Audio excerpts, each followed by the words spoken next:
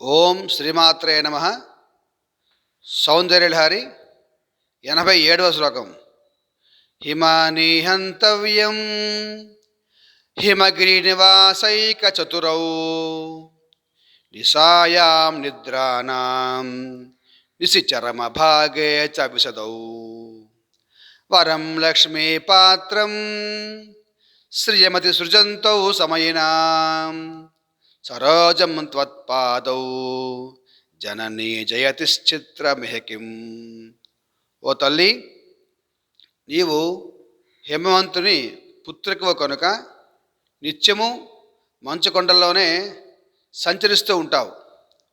మంచుకు ముడుచుకునే పద్మాల వలె నీ పాదపద్మములు ముకులించవు.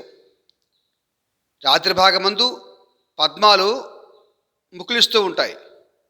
నీ పాదపద్మాలు మాత్రము నిత్యము ప్రకాశిస్తూ ఉండడం వలన సాధారణ పద్మాలు నీ పాదపద్మాలకు ఎలాగూ సాటి రావని దీని భావం.